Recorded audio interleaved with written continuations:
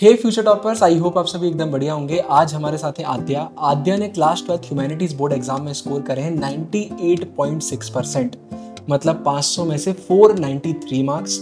आज की इस वीडियो में वो आपको बताने वाली हैं कि उन्होंने पॉलिटिकल साइंस में 100 में से 100 मार्क्स कैसे स्कोर करे। पूरे इस इंटरव्यू को बहुत अच्छे से देखिएगा और फिर मुझे कमेंट्स में बताइएगा कि ये वीडियो आपको कैसा लगा। हे आद्या, हेलो, आपको आवाज़ आ रही है मेरी? गुड इवनिंग भैया। गुड इवनिंग, क्या हाल है आपके? बस बढ़िया। तो आद्या, मैंने आपको बताया आज हम दो चीज़ों की बात करेंगे। एक हमारा हो गया पॉलिटिकल साइंस, एक हमारा हो गया इकोनॉमिक्स। चैनल पर मैं दो वीडियोस अपलोड करूंगा, पॉलिटिकल साइंस की मैं अलग करूंगा और इकोनॉमिक्स की अलग करूंगा। आप बताइए पहले किसकी बात करना है आपको, पॉलिटिकल की या फिर इकोनॉमिक्स? पॉलिटिकल। पॉलिटिकल। मैं पॉलिटिकल ही करने वाला था, मैंने वही लिखा हुआ है। पॉलिटिकल साइंस में आपने 100 आउट ऑफ 100 स्कोर करे, मतलब आपका एक मार्क भी कहीं पर भी नहीं कटा है। तो पॉलिटिकल साइंस का सबसे पहला क्वेश्चन जो मैं आपसे पूछना चाहता हूँ, आप रिसोर्सेज के बारे में बताइए कि आप कौन सी रिसोर्सेज फॉलो करते थे 11th-12th में पॉलिटिकल साइंस के लिए। सो बेसिकली क्योंकि मैंने पहले भी तो बोर्ड्स दिया है 10th, तो आई न्यू कि बेस्ट किस चीज़ पे स्टिक होना ज़रूरी है। सो सबसे पहला रिसोर्स मेरा एनसीईआरटी था। एनसीईआरटी के अलावा I did not give attention to any reference books या ऐसा कुछ मैंने फॉलो नहीं किया। एनसीईआरटी लेती थी, चैप्टर्स को थरली करना है। आपके चैनल पे आदिशा दीदी का वीडियोस रहते थे, लाइन बाय लाइन एक्सप्लेनेशन, तो सारे ही सुन लिए मैंने जितने थे। इवन दो कभी कभी कोई कोई चैप्टर्स ऐसा होता है कि आप खुद से पढ़ के समझ जाते हो, बट उनका videos was compulsory for me, क्योंकि वो तो सुनना ही है, कुछ एक्स्ट्रा पॉइंट्स वो बता देती थी। तो हाँ, एनसीईआरटी, आपके चैनल से YouTube videos and that's it. उसके बाद क्वेश्चन प्रैक्टिस आप किसी भी सोर्सेज से करो, लेकिन पढ़ने के लिए ही। मतलब एनसीईआरटी बस, और कोई रिफ्रेशर वगैरह की ज़रूरत नहीं है, बिल्कुल एनसीईआरटी नहीं, करना बिल्कुल है। नहीं। और फिर क्वेश्चन आंसर आप कहीं से भी कर सकते हो, बट क्वेश्चन आंसर करना है।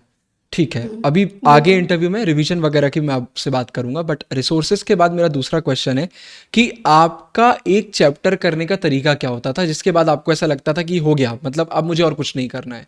तो कोई भी चैप्टर आप कर रहे हो पॉलिटिकल साइंस का, तो उसको करने का आपका वे बताइए आप। तो एज यूजुअल सबसे पहले तो एनसीईआरटी लिया। अच्छा, एनसीईआरटी में क्या करती थी मैं, चूंकि पॉल साइंस में दो बुक्स हैं, तो I use to carry them simultaneously. मतलब ऐसा नहीं है कि एक बुक के चैप्टर्स को बहुत ध्यान दे रहे हैं तो दूसरे पे बिल्कुल वेटेज नहीं, क्योंकि दोनों कहीं ना कहीं इंटरलिंक्ड है, टॉपिक्स चैप्टर्स इंटरलिंक्ड है। तो मैं सिर्फ और कोई एक चैप्टर लिया, पहला ही चैप्टर लिया। तो सबसे पहले तो आई यूज टू सी की हेडिंग क्या है, हेडिंग को बुक के थीम से रिलेट करना है कि चलो ये इंडिया के पर्सपेक्टिव से पोस्ट इंडिपेंडेंस का है, इतना समझ लिया। उसके बाद I used to thoroughly read line by line सारा कुछ, कोई बॉक्स स्किप नहीं करना है। कुछ भी नीचे ऊपर पेपर क्लिपिंग्स दिया, पहली रीडिंग में कर लो, ऐसा नहीं है कि स्किप कर दो। तो वो कर लिया। वो करने के बाद वीडियोस देखे आपके, सबसे पहले तो जितने भी line by line explanatory videos हुआ करते थे, कुछ एक्स्ट्रा पॉइंट लगा तो साइड में ही मैंने नोट डाउन कर लिया।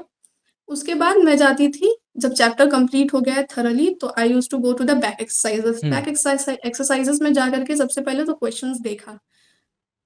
तुरंत जंप नहीं करना है क्वेश्चन सॉल्व करने में, पहले देख लिया, ठहर के सोच लिया कि अच्छा ये क्वेश्चंस हैं, अभी जो मैंने चैप्टर्स में पढ़ा कहाँ तक मैं कितना सोच पा रही हूँ, कितना रिटेन कर पा रही हूँ, कितना रिकॉल कर पा रही हूँ क्वेश्चंस देख के, वो कर लिया।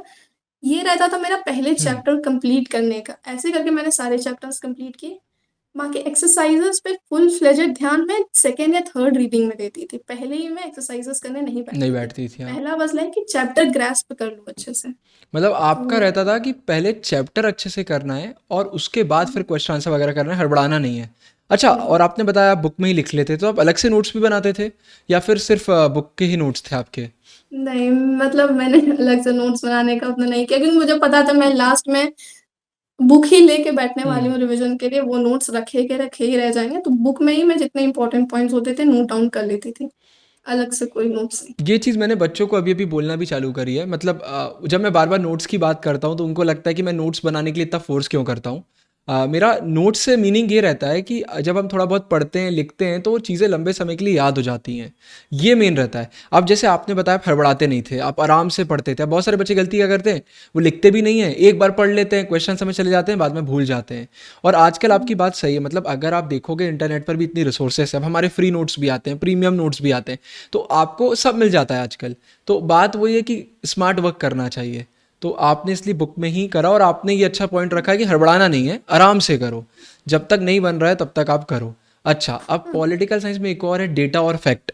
डेट्स बहुत हैं, नेम्स बहुत हैं, फुल फॉर्म्स बहुत हैं, कुछ लाइन्स ऐसी हैं जिन्हें आप चेंज नहीं कर सकते, मतलब आंसर तो आप मन से लिख सकते हो बट वो लाइन्स इंपॉर्टेंट हैं, तो इन्हें आप कैसे याद करते थे? मुझे मेजर प्रॉब्लम नंबर्स के साथ होता था ईयर्स वगैरह को लेकर के। तो सबसे पहले तो ये देख लेती थी कि अच्छा चलो इस चैप्टर में ज़्यादा डेटा है, बहुत ज़्यादा फैक्चुअल चैप्टर है। तो ये चैप्टर का जितना भी डेटा है जो मुझे लगता था ये एग्ज़ाम में मुझे लिखने की ज़रूरत है तभी मार्क्स मिलेंगे, ऐसे कीवर्ड्स हैं या कोई कोटेशंस हैं, जैसे साइड में रहते हैं ना इंडिया वाले बुक में है कुछ-कुछ महात्मा गांधी ने बोले हैं येलो वाले कलर बॉक्सेस में। तो वो मैं एक पेज में लिख लेती थी साइड में।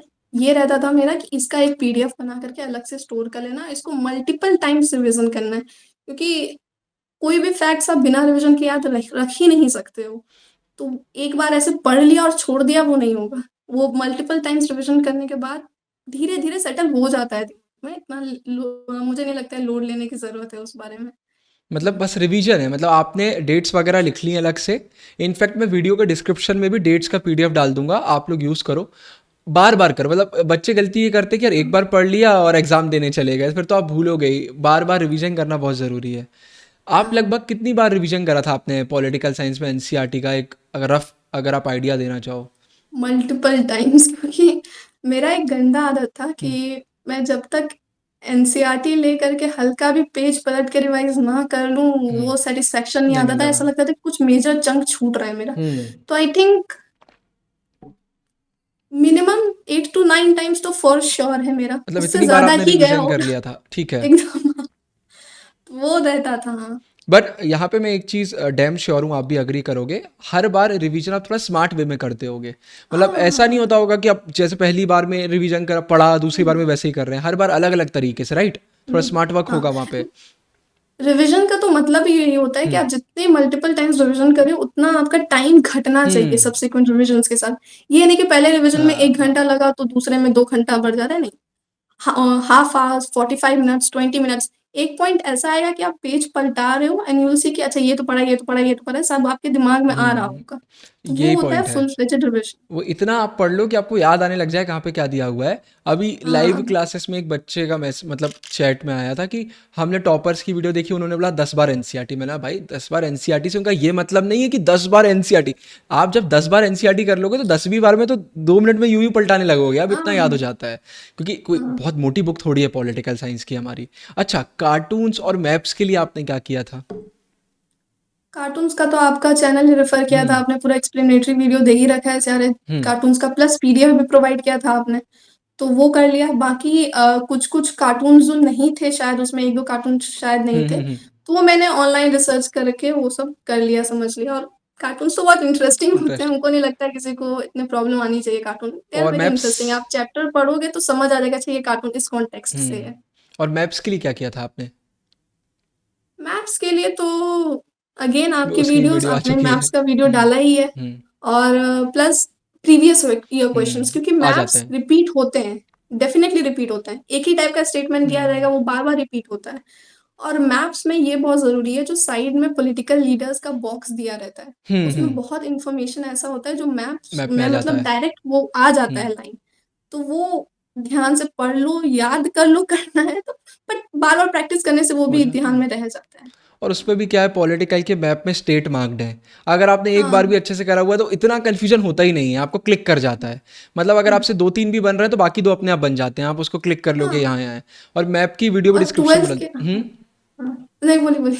मैं बोल रहा था मैप की वीडियो भी डिस्क्रिप्शन में डाल दूँगा, ऑलरेडी आ चुकी है और नई भी डाल देंगे, सिलेबस सेम है। मैप, डेट सब डाल दिया है।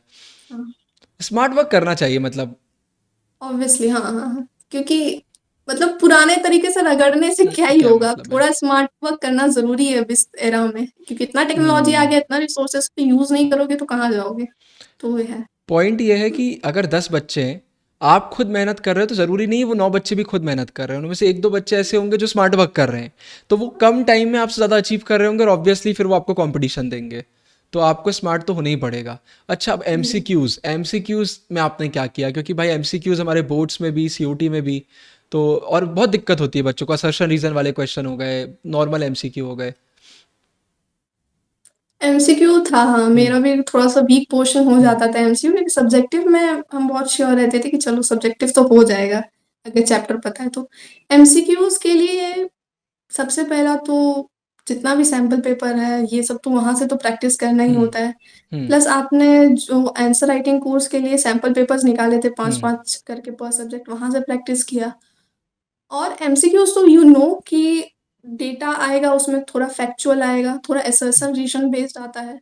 तो वो आपको चैप्टर पढ़ते वक़्त ना, मैं क्या करती थी, चैप्टर पढ़ रही हूँ मान लीजिए किसी भी एक, तो उसमें मुझे समझ में आया था चलो ये जो टॉपिक है इसके अंदर ये पॉइंट है, इसमें से एमसीक्यूज़ बन के आ हुँ, सकते हैं। मैं कई कभी-कभी बुक में मार्क कर लेती थी, अच्छा ये लाइन असर्शन में आ गया और ये रीज़न में आ गया, हाँ, तो ये दोनों एक्सप्लेन कर रहे हैं या नहीं एक-दूसरे को। तो वैसे करके आप खुद से भी एमसीक्यू के लॉट्स बना सकते हो। प्लस यूट्यूब पे बहुत सारे वीडियोज़ आते थे, आपके फँसना पक्का है हुँ, सीरीज़ आई है, वो तो है ही। उसके अलावा भी कितने सारे रिवीजन वीडियोज़ आते हैं, आप वहाँ से एमसीक्यू प्रैक्टिस करो, 100 एमसीक्यू, 200 एमसीक्यूज़ वाले। जितना ज़्यादा प्रैक्टिस करोगे, उतनी ज़्यादा क्लैरिटी आएगी कि कैसे क्वेश्चन को अप्रोच करना है। क्योंकि कभी-कभी क्या होता है ना कि शायद हम कन्फ्यूज़ हो जाते कन्फ्यूज़न हो हैं। जाता है। एग्ज़ाम बोर्ड्स में तो वहाँ पे इतना प्रेशर होता है, एग्ज़ाम हॉल में कन्फ्यूज़न आना हुँ, इज़ वेरी नॉर्मल। तो कभी क अब जब से जितने ज़्यादा बार प्रैक्टिस करोगे, उससे वो क्या होगा कि आपको क्वेश्चन देख के ना वो लगेगा कि नहीं यही क्वेश्चन था, यही आंसर होगा इसका, क्योंकि आपने बहुत बार प्रैक्टिस कर चुका होगा। तो I think practice is utmost important, वो तो करो। और पढ़ते वक़्त एक अलर्टनेस भी होनी चाहिए कि यहाँ से एमसीक्यूज़ आ सकते हैं, हुँ। यहाँ से सब्जेक्टिव ज़्यादा आ सकता है, तो वो अलर्ट होना भी ज़रूरी है। मतलब 3 पॉइंट्स हैं। पहला तो आपको ये पता होना चाहिए कि पूरे एमसीक्यूज़ वो किसी भी पैटर्न के हो एनसीईआरटी से आएँगे। तो अगर आपने हाँ, बार-बार एनसीईआरटी करी है तो आपको दिक्कत नहीं है। लेकिन दूसरा पॉइंट यहाँ पर निकल कर आता है कि कन्फ्यूजन से बचने के लिए आपको एमसीक्यूज़ की प्रैक्टिस करना चाहिए। वरना होगा हाँ। ये कि बनते-बनते भी गलत हो जाता है क्योंकि एग्ज़ाम में डर लगता है कि हाँ, और कुछ बच्चे क्या है कि ओवर एनालिसिस कर हाँ, देते हैं हाँ। क्वेश्चंस को लेकर के। असर्शन रीज़न है या हुँ, मान लीजिए मल्टीपल चॉइस में ही कुछ ऐसा आ गया कन्फ्यूजन हुँ, सा, तो ओवर एनालिसिस से बचना है, वो हुँ, नहीं करना है। मैंने खुद मात खाई है हुँ। कई बार ओवर एनालिसिस के कारण, सो एक्सपीरियंस से आ रहा है। ओवर एनालिसिस बिल्कुल मत करो, जो पहली बार में दिमाग में स्ट्राइक हो रहा है ना, वो वो वही तुम्हारे है। नॉलेज के बेसिस पे हुँ। स्ट्राइक हो रहा है। तो अपने इंट्यूशन को लेके चलो, एमसीक्यूज़ बन जाएँगे, ये गलती कोई मैंने भी दिक्कत करी थी। आपको एकदम से आंसर बन रहा होता है बट फिर आप दिमाग चलाने लग जाते हो कि यार ये भी तो हो हाँ, सकता है, बस वहाँ काम खत्म हो हाँ, जाता है। और आपने हाँ, तीसरा पॉइंट 3-4 एंगल नहीं लाने। हाँ, हाँ, वो आप समझ जाओ आंसर ये है भाई वो कर दो। और तीसरा हाँ। आपने पॉइंट सही बोला कि प्रैक्टिस करना बहुत ज़रूरी है, बिना प्रैक्टिस और कुछ भी नहीं होने वाला है। अच्छा, अब थोड़ी रिवीजन की भी बात करना चाहूँगा। आप पॉलिटिकल साइंस में रिवीजन कैसे करते थे? कोई चैप्टर आपका हो गया है, हालाँकि आपने बताया कि आप एनसीईआरटी में ही जाते थे, बट फिर भी अगर आप फिर से एक बार बताना चाहो रिवीजन करने का पूरा प्रोसेस? तो मेजर तो मेरा एनसीईआरटी ही रहता था कि एक बार उसको साइड-साइड में जो भी पॉइंट्स ऊपर-नीचे लिखे हैं वो देख लिए। कुछ अंडरलाइन्ड है मेरा ऐसा इम्पोर्टेंट एकदम हाइलाइटेड है तो वो देख लिया। एक वो रिविज़न करने का स्ट्रैटेजी होता था। हर बार लेकिन मैं एनसीईआरटी लेके नहीं बैठती थी हुँ, क्योंकि वो थोड़ा टाइम कंज्यूमिंग हो जाता है। हुँ। तो what I used to do active recall वाला तरीका। हुँ, अब हुँ। ये नहीं कि मैं पेन पेपर लेके उसको बैठ गई। आई यूज्ड टू सिट, एक बुक लिया, मतलब बुक लिया, कोई एक चैप्टर खोला, बंद कर दिया। अब मैं बैठी हूँ, सोच रही हूँ, अच्छा ये टॉपिक है, इसके अंदर ये चीज़ थी, ये थीम थी। ऐसे करके सारा कुछ देख लिया। जो याद नहीं आ रहा है वो वापस से ऑब्वियसली खोल के देख लिया एक बार, अच्छा ये चीज़ था इसके अंदर, फिर बंद करके वापस रिकॉल करने की कोशिश की। तीसरा तरीका ये था, क्वेश्चन्स बहुत सॉल्व किया है मैंने, हुँ, बहुत। तो क्वेश्चन सॉल्व करना भी एक तरीका का रिवीजन ही है, क्योंकि उससे आपको पता चल जाता है कि आपके वीक एरियाज़ कौन-से हैं, किसी भी चैप्टर में, और एक स्ट्रॉन्ग एरिया कौन-सा है। तो जो वीक एरिया ऑब्वियस सी बात है, आप उसी को मल्टीपल टाइम्स रिवाइज़ करोगे। फिर लास्ट-लास्ट में आपके रैपिड रिविजन्स आए थे, हुँ, रैपिड तो मैं रिवीजन। वो देख लेती थी। उसमें पूरी उससे फिर एनसीईआरटी पूरा कवर करा रिविज़न दी हो थी जाता हमने। था। और टाइम कंज्यूमिंग भी नहीं था, बहुत छोटे-छोटे शिफ्ट वीडियोज़ रहते थे आपके, तो तुरंत एकदम खाली भी बैठी हूँ, सारा मान लीजिए 1 दिन का टास्क हो भी गया, तो आपके वीडियोज़ देख लिए, रिवाइज़ हो गया, ऐसे बैठे। तो यही मेरा रिविज़न स्ट्रैटेजी था मोस्टली। रैपिड रिवीजन तो मतलब मैंने कभी लिटरली सपने में भी नहीं सोचा था कि वो इतनी पॉपुलर हो जाएगी, मतलब पूरे यूट्यूब पे वो रैंक हो रही है। हमारी चैनल की सबसे पॉपुलर वीडियो ही रैपिड रिवीजन की वीडियो है, जबकि वो मैंने बस बना दी थी, बस मन में आ गया कि यार एक रैपिड रिवीजन करके बना देते हैं, बट वो पॉपुलर है, अच्छा है वो वीडियो क्योंकि काफ़ी पॉपुलर। बाकी चैनल्स हैं ना, वो बहुत लंबी वीडियोज़ बनाते हैं, हम्म, मतलब वन शॉट भी उनका इतना लंबा होता है कि देखने लायक नहीं हाँ, हाँ। बचता है फिर। नहीं, रैपिड लेकिन रिवीजन आपके में बहुत छोटे थे, हमने तो कोशिश अच्छा यही था। करी है कि हमने उसकी जो स्लाइड्स डिज़ाइन करी थी वो इस तरीके से करी थी कि कुछ मिस नहीं होना चाहिए। मतलब भले ही वीडियो 15 मिनट का है लेकिन 15 मिनट पूरा चैप्टर का रिवीजन होना चाहिए, तो वो लकीली वर्क भी करा। अच्छा, हुँ। अब हमने अच्छा रिव्यू हाँ, हाँ, भैया हाँ, हाँ, हाँ, एक चीज़ मैं हाँ, भूल गई।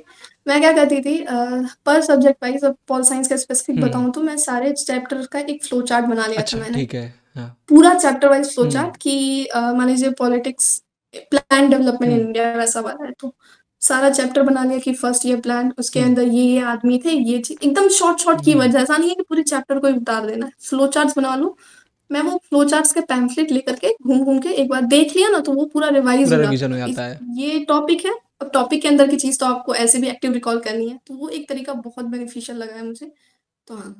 अच्छा, और 2 क्वेश्चन है इसी से रिलेटेड। एक तो सैंपल पेपर, कि आप सैंपल हाँ। पेपर कब करते थे, कैसे करते थे, सिलेबस कब तक हो गया था आपका? पहले आप इसको आंसर करो, फिर मैं दूसरा क्वेश्चन इसी से रिलेटेड पूछता हूँ। सिलेबस मेरा कंप्लीटली बोलूँ तो अक्टूबर लास्ट हुँ, हो गया था। ठीक है। अक्टूबर लास्ट हो गया था। उसके बाद नवंबर से वही सैंपल पेपर्स ले लिए थे, तब तक मार्केट में आ हुँ, गए थे और फिर पीवाईक्यूज़ थे, हुँ, तो पीवाईक्यूज़ तब जब तक मार्केट में सैंपल पेपर नहीं आए थे, तब तक तो पीवाईक्यूज़ आई वाज़ डूइंग। उसके बाद मैंने सैंपल पेपर लिए।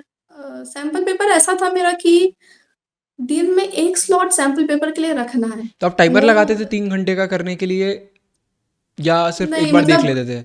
नहीं, हाँ, मतलब एक बार देख लिया, पहले तो एमसीक्यूज़ अच्छे हुँ, से सॉल्व कर लिए, उसके बाद सब्जेक्टिव में सारा लिख-लिख के प्रैक्टिस नहीं करती थी। हुँ, मैं क्या करती थी, कोई क्वेश्चन उठाया, उसके मेजर की पॉइंट्स, कीवर्ड्स लिख लिए एक पेज में, ये है। बस वैसे ही मैं सारे सब्जेक्टिव क्वेश्चन्स करती थी। मैप अच्छे से कर हुँ, लिया, कार्टून अच्छे से कर लिया, वो रहता था, वो अच्छे से कर लिया। टाइमर लगा के मैंने आई थिंक जनवरी, फ़रवरी से स्टार्ट फ किया टाइमर लगा के ठीक फुल है। करना, क्योंकि जब आपका भी सॉल्व करती थी आपके वाले सैंपल हुँ। पेपर्स, तो वो टाइमर लगा के करती थी और एग्ज़ाम से पहले जो किया है बस। बात इतनी है कि आपको देखना पड़ेगा कि आप कहाँ पर पीछे हो। जैसे एग्जांपल के लिए कोई बच्चा इसका पेपर छूट जाता है, फिर वो टाइमर लगा के करे। कोई बच्चा ऐसा है जिसका पेपर नहीं छूट रहा है और आंसर फ्रेमिंग अच्छी है, तो वो एक बार कर सकता है, फिर वो अपना रिवीजन पे फोकस करे तो वो बेटर है। मतलब कुल मिला के आप भी यही चीज़ बोल रहे हो, मैं भी चीज़ बोल रहा हूँ, कॉपी पेस्ट नहीं करना है कि सब वही कर रहे हैं तो हम भी वही करेंगे। थोड़ा अपने हिसाब से उसको आप कर सकते हो। हाँ, सबसे मेन चीज़ ये है कि आपको अपनी स्ट्रेंथ पता हुँ, होनी चाहिए। कि जैसे मुझे पता था कि मेरी राइटिंग स्पीड अच्छी है, मेरा हो जाएगा। सब्जेक्टिव पार्ट मेरे ठीक-ठाक हुँ, बन जाते थे आंसर्स, तो उसमें मुझे दिक्कत नहीं होती थी, तो मुझे पता था। मुझे बस इतना था कि मेरे एमसीक्यूज़ में मार्क्स मत नहीं कटने चाहिए, हाँ, मैथ्स में बिल्कुल मार्क्स नहीं कटने चाहिए। तो मुझे अपनी स्ट्रेंथ्स पता है, उस पे उतना फ़ोकस करने की ज़रूरत नहीं है। हुँ। अब जहाँ वीकनेस है, वहाँ फ़ोकस करना है अच्छे से। अच्छा, बहुत सारे बच्चे मैसेज करते हैं कि स्कूल एग्ज़ाम्स होते हैं। अब स्कूल एग्ज़ाम्स में 11th वाले बच्चे तो चलो देंगे, बट 12th वालों का उस चक्कर में बोर्ड्स का प्रिपरेशन रह जाता है। तो आपको भी ये प्रॉब्लम आती थी? मतलब उनका ये है कि अब स्कूल एग्ज़ाम का प्रिपरेशन कर रहे हैं, तो हमारा टाइम टेबल फॉलो नहीं हो रहा है। जबकि मैं बोलता हूँ कि अगर आप बोर्ड्स का सही से फोकस करके प्रिपरेशन करोगे, तो ये सब तो निकल जाता है बाजू-बाजू से। तो आपको भी ऐसा कुछ प्रॉब्लम होता था, या फिर नहीं हुआ ऐसा कोई प्रॉब्लम? नहीं, मैं स्कूल एग्ज़ाम्स बहुत सीरियसली लिया हुँ, करती थी, क्योंकि मेरा मानना था कि मान लीजिए आपके पीटी 1s हुए, हुँ, पीरियोडिक टेस्ट, उसमें 3 चैप्टर आपके सिलेबस में हुँ। हैं। आप अगर स्कूल एग्ज़ाम के लिए भी वो उन 3 चैप्टर्स को प्रिपेयर कर रहे हो, तो अल्टीमेटली आपके बोर्ड्स के लिए भी तो वो हुँ, प्रिपेयर हो रहा है। तो अच्छा है ऑब्वियसली। ना आपका कि एडवांस में ही प्रिपेयर होता जा रहा है स्कूल के कारण। हुँ, तो स्कूल एग्ज़ाम तो बहुत सीरियसली लेती थी मैं, मतलब वो ऐसा था कि वो बोर्ड्स ही दे रही हूँ, हुँ, तो एकदम एग्ज़ैक्ट रेप्लिका रहता था। जो मुझे एग्ज़ाम लिखते वक़्त जो आंसर्स लिख रही हूँ, उसमें भी एग्ज़ैक्ट रेप्लिका रहता था कि ऐसा ही मुझे बोर्ड्स में भी लिखना है। तो स्कूल एग्ज़ाम्स बहुत सीरियसली लो, बहुत हुँ। सही होता है प्रिपरेशन के लिए, टाइम पे आपके सिलेबस कंप्लीट हो जाएँगे। अब लास्ट इसे में भी ऐसा नहीं होगा कि हुँ। जनवरी में जाकर के हौच-पौच हो हाँ, रहा है कि अब हाँ, तो वो दिक्कत रिपोर्ट्स हो आ जाती रहे है। हैं, प्रैक्टिकल्स है, कब करें, कब करें? अब इसे भी समझने की ज़रूरत है। आद्या बोल रही हैं एग्ज़ाम को सीरियसली लेने का मतलब है कि उसे ऐसे देखो जैसे बोर्ड एग्ज़ाम है। मतलब आंसर फ्रेमिंग पे फ़ोकस करो, टाइम मैनेजमेंट पे फ़ोकस करो, सिलेबस पे करो। बच्चे इसका मीनिंग क्या निकालते हैं? सीरियस लेने का मतलब है कि जो पढ़ाई-लिखाई है उसको साइड करो। अगर वो 3 चैप्टर है तो बस क्वेश्चन आंसर कर लो, नोट्स बना लो। ये मतलब नहीं है, मतलब है एग्ज़ाम को सीरियसली लेना है। आप अपने पेस से बोर्ड एग्ज़ाम का प्रिपरेशन करते रहोगे, हाँ, लेकिन बिल्कुल। इन एग्ज़ाम्स को आपको इग्नोर नहीं करना है। ये एग्ज़ाम ही आपको बताएँगे कि आप फ्रेमिंग कर पा रहे हो, नहीं कर पा रहे हो, आपसे एमसीक्यू बन रहा है, नहीं बन रहा है, कौन से चैप्टर बन रहा है, नहीं बन रहा है। और अगर आप अभी से ही सही से प्रिपरेशन करोगे, तो आपका अपने आप स्कूल का एग्ज़ाम हो जाता है। वो कोई ऐसा अलग से बर्डन बनता ही नहीं है। ये हुँ। ठीक है। आंसर फ्रेमिंग का आप बताओ मुझे आद्या, आपका आंसर फ्रेमिंग का स्टाइल कैसा रहता था? देखो एमसीक्यूज़ 2 मार्क्स नहीं पूछ रहा मैं आपसे, 6 मार्क्स का बताओ आप। अगर 6 मार्क्स का कोई क्वेश्चन आया है या 4 मार्क्स का आया है, तो आप किस तरीके से आंसर फ्रेम करते थे? हुँ। तो सबसे पहले तो अगर 6 मार्क्स का है, ये तो बेसिकली 4 मार्क्स में भी अप्लाई हो ही हुँ, जाता है। अगर ज़्यादा मार्क्स के आंसर्स क्वेश्चन्स हैं, तो सबसे पहले आपको आंसर को 3 पार्ट में डिवाइड हुँ, करना है, इंट्रोडक्शन, बॉडी, कन्क्लूजन। ये तो नेसेसरी है, होना हुँ, ही चाहिए। अब कुछ बच्चों को प्रॉब्लम हो सकता है आएगा कि कैसे इंट्रोडक्शन कंक्लूजन डिवाइड करें, कैसे वो बॉडी से थोड़ा अलग हो देखने में कि एग्जामिनर को ये ना लगे कि रिपीटेड पॉइंट्स आ रहे हैं। तो सबसे पहले तो मैं क्या करती थी, क्योंकि ये ह्यूमैनिटीज एक ऐसा सब्जेक्ट है, जब आप लिंक करके नहीं पढ़ोगे कोई चीज़ तो ना फिर वो समझ नहीं आएगी। बेनिफिशियल नहीं है। तो आंसर लिखने में भी आपको लिंकिंग बहुत ज़रूरी है। ऐसा नहीं है कि किसी एक टॉपिक से क्वेश्चन आ रहा है हम्म। तो आप वो टॉपिक को किसी और से लिंक नहीं कर सकते हो, राइट? जैसे फॉर एग्जांपल जैसे मुझे अभी एक हिस्ट्री का एग्जांपल याद आ रहा है। सो अगर आप से फॉर एग्जांपल विजयनगर एम्पायर पढ़ रहे हो, तो विजयनगर एम्पायर के बारे में अगर आपकी इकोनॉमी के बारे में अगर पूछा है कि इकोनॉमी कैसी थी वहाँ, तो ऐसा नहीं है कि आपका जितना एनसीईआरटी में तो छोटा-सा इकोनॉमी के अंदर दिया है हम्म। उतना ही करो। उसके आगे आपको देखेंगे एनसीईआरटी में एग्रीकल्चर के बारे में, एग्रीकल्चर को इंक्लूड कर दो, तो पॉइंट्स बढ़ रहे हैं आपके। कैसा वहाँ का ज्योग्राफिकल सिस्टम, थोड़ा ऐसे हल्का-हल्का ना लिंक कर के आंसर्स लिखने होते हैं अगर आपको पॉइंट बढ़ाने हैं और वैलिड दिखाना है, क्योंकि एग्जामिनर को ये पता चलना चाहिए कि आपने ह्यूमैनिटीज़ सिर्फ ऐसे ही हाँ, नहीं ले ऐसे नहीं लिया है, पढ़ा है। आपको लिंकिंग करना आ रहा है। हम्म। तो वो मैं करती थी। फ्लो चार्ट्स हम्म। बहुत ज़रूरी हैं। फ्लो चार्ट्स में जनरली आंसर लिखने के ऊपर देती थी ताकि एक हाँ। ओवरव्यू पता चल जाए कि क्या लिखने वाले हैं। कुछ हम्म। बच्चे शायद लास्ट में बहुत देते बड़ी हैं, तो गलती मुझे करते नहीं हैं, लगता, हाँ। वो बीच में जाना चाहिए। प्लस कहीं आपको ऐसा लग रहा है कि कुछ शॉर्ट डायग्राम हम्म। वो बना दो, तो पॉल साइंस में मुझको नहीं लगता इतना ज़्यादा ज़रूरत होगा। बाकी सब्जेक्ट्स में बहुत ज़रूरत पड़ जाते हैं, ज्योग्राफी, हम्म। इकोनॉमिक्स जैसे सब्जेक्ट्स में। प्लस पॉल साइंस में मैंने एक चीज़ देखा है, कुछ-कुछ कोटेशंस ना आपको बाहर से ढूँढने की ज़रूरत नहीं है। एनसीईआरटी इतने अच्छे एनसीईआरटी से में दी है। डिज़ाइन किया गया है हाँ। कि कार्टून्स के नीचे आपको कोई एक लाइन होगी, हम्म। इतनी सटीक लाइन होती है, आप वो आंसर्स में डाल सकते हो, वो बहुत एनहांस कर देगा आपको। तो ऐसे करके रखना है। और ऑब्वियस बात है, अगर 6 मार्क्स का क्वेश्चन है तो आपको मिनिमम 6 पॉइंट्स तो लिखने ही हैं। 7-8 चले जाए तो बहुत अच्छा है। मैंने 9-10 पॉइंट्स हम्म। लिख दिए थे, टू मच था, लेकिन ठीक है मैंने लिख के आई हैं। तो हाँ, ये रहता था मेरा आंसर फ्रेमिंग का। और आंसर फ्रेमिंग के लिए आप जितना ज़्यादा लिखोगे, अगर आपको लग रहा है कि आप आंसर फ्रेम नहीं कर पा रहे हो, तो लिखो। जितना ज़्यादा लिखोगे आपको पता चलेगा कि कहाँ और कैसे डाल सकते हैं। डाल सकते हैं। तो वो आंसर फ्रेमिंग का वीडियो भी तुरंत डिस्क्रिप्शन में डाल दूंगा, वो भी बनाया हुआ है मैंने। सारे वीडियो बना दिए मैंने, बस बच्चे हैं क्या है, लोग को सामने नहीं दिखता तो उनको लगता है इस टॉपिक पे वीडियो नहीं आया है। 2-2 वीडियो आंसर राइटिंग पे। तो आद्या, आपका कहना है मतलब फ्लो चार्ट वगैरह बनाओ, प्रेजेंटेशन सही करो, जितने मार्क्स का क्वेश्चन है मिनिमम उतने पॉइंट्स तो लिखने ही चाहिए, ज़्यादा हाँ। लिखो। और थोड़ा सा लिंक करना सीखो। अब ऐसा नहीं है कि, और लिंक ऐसे ही होगा जब आपने पढ़ाई करी हुई, जब आप पढ़ोगे रिवीजन हाँ। करोगे तो वो कोई बड़ी चीज़ नहीं है। मेरा आपसे और सब्सिक्वेंट रीडिंग के साथ ना वो समझ में आ जाता है कि ये टॉपिक अच्छा हाँ, यहाँ से थोड़ा-सा यहाँ से मैच कर सकते हैं। तो वो सब्सिक्वेंट रीडिंग के साथ समझ में आ जाएगा। कीवर्ड्स अगेन बहुत बहुत इंपॉर्टेंट है। इंपॉर्टेंट। कीवर्ड्स अंडरलाइन करना बहुत ज़रूरी है। हाँ। अंडरलाइन करो, और मतलब पॉलिटिकल का आंसर पॉलिटिकल साइंस जैसा लगना चाहिए। अब ये हाँ, नहीं है कि हाँ। आंसर आपका हिस्ट्री इकोनॉमिक्स जैसा लग रहा है, जो सब्जेक्ट है वो आप। वर्ड्स जाने चाहिए, हाँ, वो हाँ, वर्ड्स जाने चाहिए। सोवरेनिटी, इंटीग्रिटी वो सब जाना चाहिए वहाँ, तो वो पता चलेगा। टर्मिनोलॉजी बहुत ज़रूरी है, वरना वो आंसर में फिर दम नहीं बचती है। आद्या, मेरा आखिरी क्वेश्चन है आपसे पॉलिटिकल साइंस का। आपने सीयूटी का जब प्रिपरेशन किया पॉलिटिकल साइंस में, तो कुछ अप्रोच में चेंज किया आपने, या फिर ट्वेल्थ के प्रिपरेशन ने भी बहुत मदद करी आपकी? एक्चुअली मैं ना सीयूईटी को लेकर बिल्कुल सीरियस थी नहीं, क्योंकि हम्म। मेरा स्टार्टिंग से था कि लोकल इग्नू से ही हाँ। करना है, तो वहाँ से ही कर हाँ। रही थी। बट हाँ, 12th के प्रिपरेशन ने बहुत हेल्प की है। वो ऐसे है कि बोर्ड्स एग्ज़ाम जब मेरे खत्म हुए 1st ऑफ अप्रैल को, उसके बाद मुझे एनसीईआरटी उठाने का बिल्कुल मन नहीं था, हाँ। क्योंकि बहुत बार पढ़ चुकी थी, तो अब हम्म। वापस से मोनोटोनस नहीं हम्म। करना था मुझे। तो व्हाट आई डिड कि सारे कॉन्सेप्ट्स तो याद ही हैं, जस्ट एग्ज़ाम ही दिया है, तो एमसीक्यूज़ ही सॉल्व कर रही हूँ। फिर बीच में आपका एमसीक्यू वाला सारा आ गया, 299, 199 में हम्म। मल्टीपल क्वेश्चन्स थे, सारे चैप्टर वाइज़ थे, तो वो परचेज़ कर लिया। अब उसे बैठ के चैप्टर वाइज़ में सॉल्व करती थी, और जो क्वेश्चन नहीं बना है, समझ में आ गया कि ये अच्छा, ये टॉपिक से ये थोड़ा भूल रही हूँ, हम्म। जाके वापस रिवाइज़ कर लिया।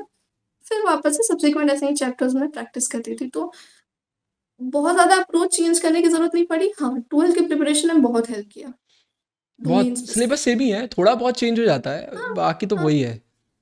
और इस बार तो ऐसा नहीं था कि डिलीटेड हाँ, वो भी चैप्टर्स थे, नहीं थे। डिलीटेड चैप्टर्स भी नहीं थे, तो इस बार तो आसानी ही थी। हाँ, मतलब पॉलिटिकल साइंस में जो थोड़े बहुत प्लस बॉक्सेस टाइमलाइन से जो बोर्ड में इंपॉर्टेंट नहीं है, वो सीयूटी में बहुत इंपॉर्टेंट हो जाता है। हाँ, तो बस वो उन पे करना एक्स्ट्रा है। फोकस कर लो। बाकी मतलब मेरे हिसाब से 95-90% तो चेंज ही नहीं है कुछ, वही है। तो अगर आपने बोर्ड्स का सही से प्रिपरेशन कर लिया तो सीयूटी का फिर कोई टेंशन है ही नहीं। बिल्कुल। तो वो चीज़ है। आप स्टार्टिंग में बोल रहे थे आपका सीयूटी में स्कोर कम है, जबकि आपको सीयूटी देना भी नहीं था, उसके बाद आपने अच्छा स्कोर किया हुआ है। लोग तो देने के बाद अच्छा स्कोर नहीं कर रहे हैं। आपने तो पहले आपने मुझे बताया भी था ये बहुत पहले कि आपका सीयूटी का इतना कोई वो नहीं है। तो उसके बाद नहीं, आपका क्योंकि अच्छा मैंने स्कोर है। ना ही इंग्लिश टच किया, बिल्कुल भी नहीं। मुझे जो इंग्लिश ग्रामर पे मेरा होल्ड था बस वही। हुँ, ना मैंने फ्रेजल वर्ब्स किए, ना इडियम्स, ना वोकैबुलरी। सिमिलरली जीटी मैंने छुआ तक नहीं था। हुँ। जितना रीजनिंग मुझे पहले आता था थोड़ा मोड़ा, बस उतना ही। पर वो सिर्फ डोमेन मैंने पढ़ा, वापस से प्रैक्टिस किया। हाँ, पे वो टॉपर्स दैट्स इट। माइंडसेट ही होता है। आपने एग्जाम दे दिया कि यार एग्जाम तो दे ही देते हैं, तो ये तो बढ़िया चीज़ है ना। कोई होता तो देता ही नहीं कि अरे यार क्या देना जब जाना नहीं है, बट आपने नहीं, दिया। हमको एक्सपीरियंस चाहिए था कि देखिए हाँ, सीयूईटी कैसा होता होता है है। वो बढ़िया है। नहीं, ये चीज़ सब नहीं कर सकते कि 9-10 बार एनसीईआरटी कर लिए, उसके बाद आप बोल रहे हैं एक बार सीयूटी भी दे देते हैं जब नहीं जाना है। अगर किसी को जाना है फिर वो अलग मैटर होता है। अच्छा, एक और पॉइंट ऐड करना था, अभी अचानक से स्ट्राइक किया मेरे दिमाग में कि एक्चुअली आजकल के इतने कॉम्पिटिटिव एरा है। जैसा आपने एक बार स्टेटस पे लगाया था, वो मुझे बहुत स्ट्राइक किया। तो लोग है ना अपने फिजिकल और मेंटल हेल्थ पे बिल्कुल ध्यान नहीं हुँ, देते, खास करके स्टूडेंट्स। अब जो बोर्ड्स देने वाले होंगे, अभी अपियरिंग स्टूडेंट्स इतना प्रेशर लेके पढ़ रहे होंगे। मैंने खुद ये फेस किया है, क्योंकि दिसंबर के टाइम से ना मैं बहुत ज़्यादा अंडर कॉन्फिडेंट हो गई थी। वो अंडर कॉन्फिडेंट में इतना स्ट्रेस, इतना फियर, इतना एंजाइटी कि कर भी पाएंगे या नहीं, ये बहुत ख़राब होता है। तो आई वुड से कि प्लीज़ अपने फिजिकल और मेंटल हेल्थ पे बहुत ध्यान दो। अगर घर में कोई बड़ा है, मेरे केस में तो मेरे बड़े भैया थे, हुँ, तो गाइड करने वाले, सारे स्ट्रैटेजीज बनाना, मेरा मेंटल हेल्थ का ध्यान रखना वो उनका काम था। तो अगर आपके घर में कोई है तो please talk to your family. अगर आप टॉक्सिक एनवायरनमेंट में नहीं हो तो, टॉक्सिक एनवायरनमेंट में हो चलो तो ठीक है, मतलब फिर आपका एक ग्रुप था सेफ हेवन करके, सेफ हेवन हाँ। वहाँ पे यू कैन डिस्कस। वो बहुत अच्छा ग्रुप है, आई डिस्कवर्ड बाद में, मेरा जब बोर्ड एग्जाम खत्म हो गया था तब मुझे पता चला। तो ऐसे आप ना शेयर किया करो, इतना स्ट्रेस मत लिया करो, क्योंकि वो फिर वो हैम्पर कर देता है प्रोडक्टिविटी को भी, रिजल्ट को भी। हाँ। नहीं, ज़रूरी है। कोई भी बच्चा ऐसा जो ये वीडियो देख रहा है और अगर आपको कोई भी स्ट्रेस है और आप किसी के साथ शेयर नहीं कर पा रहे हो, टेलीग्राम पर सेफ हेवन नाम का हमारा ग्रुप है, फ्री है। आप ज्वाइन करिए, आपके दिल में जो कुछ है वो आप लिख सकते हैं, कोई आपको जज नहीं कर रहा। इनफैक्ट आपको सजेशन मिलेंगे और आप दूसरों की मदद कर सकते हो। नहीं, मैं बहुत बात आद्या इसकी इसलिए करता हूँ क्योंकि आज के समय बच्चे इतना स्ट्रेस लेने लग गए हैं जिसकी ज़रूरत ही नहीं है। मतलब आप 17-18 साल के हो, 16 साल के हो, 11th-12th में हो, अभी इतनी मुश्किलें हैं और आप अभी इतनी टेंशन लोगे तो आगे क्या करोगे फिर आप? मतलब थोड़ा ज़ूम आउट करना चाहिए ना कि आप बोर्ड एग्ज़ाम दे रहे हो यार। बोर्ड एग्ज़ाम की लाइफ में अगर किसी आप 80 साल के बुज़ुर्ग से पूछोगे तो वो बोर्ड एग्ज़ाम याद भी नहीं करेगा। वो बोलेगा मुझे नहीं याद भाई, वो तो चले गए जब हुए। तो उस पे इतना प्रेशर लेने का सेंस नहीं है। एग्जैक्टली, हाँ, मतलब अभी तो बस पढ़ना है, और पढ़ना ही तो सबसे इजी काम है, तो इसमें इतना स्ट्रेस क्या लेना। और 12th का मार्क्स एक काइंड ऑफ सोशल वैल्यू के लिए ही है, सुनाने लायक होगा बस। उसके इतर कोई फर्क नहीं पड़ता ना कि आपका करियर कैसा होगा, वो 12th के मार्क्स से बिल्कुल डिपेंड नहीं करने वाला है। क्या पता मेरे मार्क्स लिए और मेरे करियर कैसा हो, वी डोंट नो। सही बात है। ना, नहीं लेना स्ट्रेस। बढ़िया है। आई होप आद्या इस वीडियो से बहुत सारे बच्चों को पॉलिटिकल साइंस के आंसर मिले होंगे। अब मैं आपसे इकोनॉमिक्स के क्वेश्चन पूछूंगा क्योंकि इकोनॉमिक्स में भी आपने 98 स्कोर करें। और जो बच्चे वीडियो देख रहे हैं वो ऊपर एंड स्क्रीन पे क्लिक करके वाले वीडियो पे जा सकते हैं, वो अलग वीडियो चैनल पे अपलोड होगा। अब मैं आपसे इकोनॉमिक्स के क्वेश्चन पूछता हूँ।